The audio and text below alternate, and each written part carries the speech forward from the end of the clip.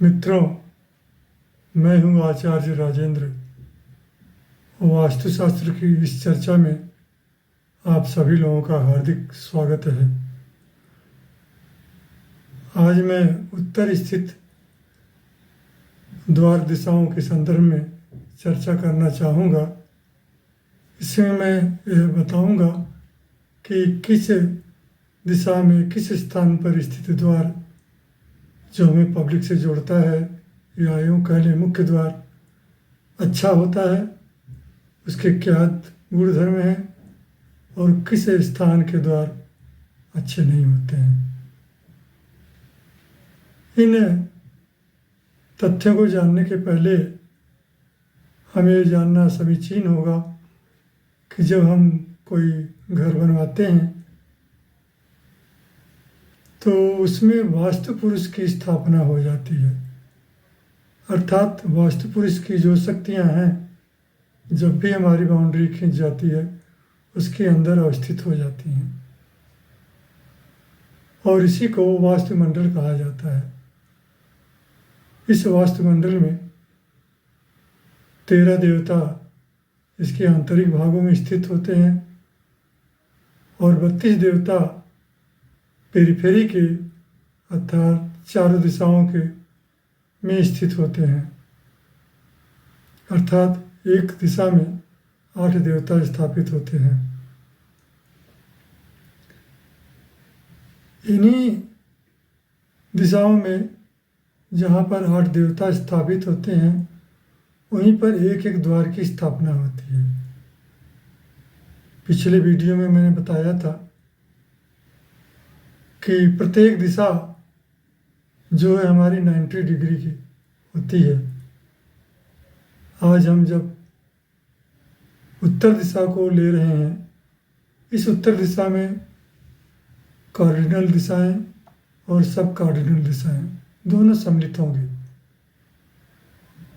उत्तर पश्चिम में 315 डिग्री से लेकर के उत्तर पूर्व में 90 डिग्री तक यह दिशा विभाजित है। और जो 8 भाग हम इस दिशा करते हैं, प्रत्येक भाग का नामकरण N1 से दिया गया है।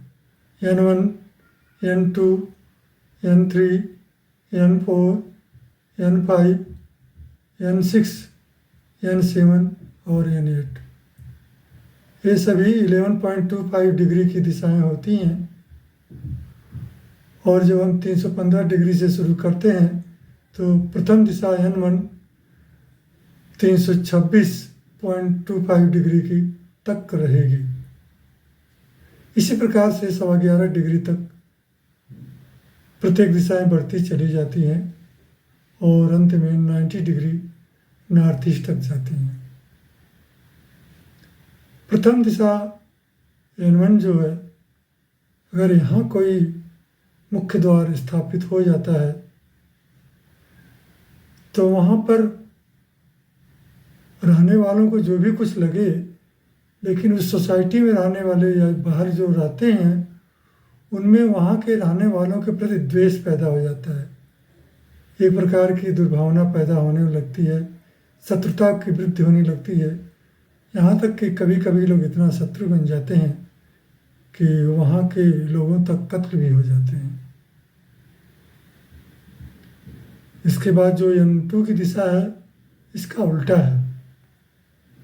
वहाँ के निवासियों के मन में लगता है कि हमसे लोग ईर्ष्या कर रहे हैं, हमसे लोग जलन कर रहे हैं, जबकि बाहर के लोग ऐसा नहीं करते होते। इसके बाद 11.25 डिग्री की N3 डायरेक्शन हमारी आती है। ये बहुत ही अच्छी होती है। इस दिशा में अगर किसी का द्वार या मुख्य द्वार स्थापित है तो वहाँ धन तथा धन के आने के शुभ अवसर बढ़ जाते हैं। लोगों के प्रमोशन होते हैं, बालक बच्चे पैदा होते हैं, व्यापारी वर्ग में व्यापार का उत्थान होता है, और जो नौकरी ढूंढते हैं उनको नौकरी की प्राप्ति, प्रमोशन आदि सभी होते हैं। इसके बाद N4 की दिशा आती है। यह दिशा भी बहुत ही अच्छी है। यहाँ भी काफ़ी धन संपत्ति घर में आती है, विशेषकर अपने पूर्वजों की कमाई जो संपत्ति प्राप्त होती है वो हमें प्राप्त होती है। N4 के बाद 11.25 डिग्री N5 की दिशा आती है। यह कह लें कि यह दिशा धार्मिक होती है, अर्थात इस मकान में, जिस मकान में यह द्वार स्थित है, वहाँ के लोग धार्मिक होते हैं, बड़े शांत प्रवृत्ति के होते हैं, अपने काम से काम रखते हैं, किसी से कुछ लेना न देना। इसके बाद एक दिशा N6 की आती है।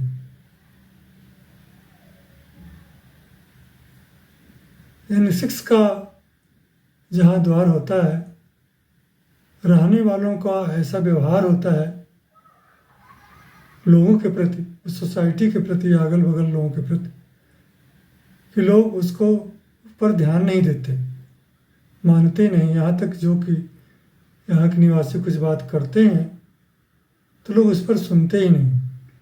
N6 के बाद N7 की दिशा आती है।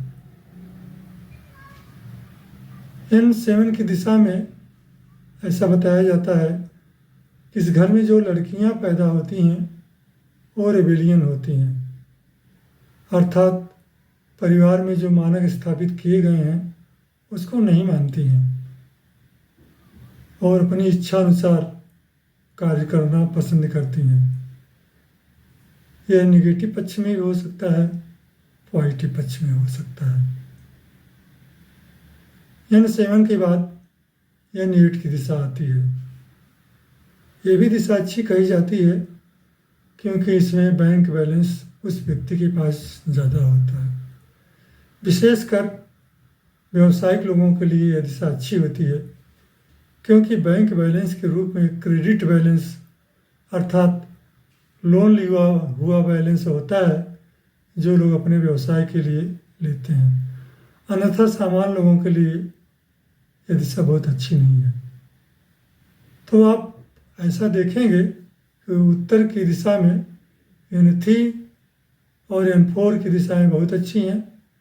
N5 की दिशा बुरी नहीं है, धार्मिक होना बुरा नहीं है, और कुछ लोगों के लिए N8 की भी दिशा अच्छी ही है। आज के वीडियो में बस इतना ही। अगले वीडियो में हम पूर्व की दिशाओं के संदर्भ में वार्ता करेंगे। इस वीडियो में मेरे साथ बने रहने के लिए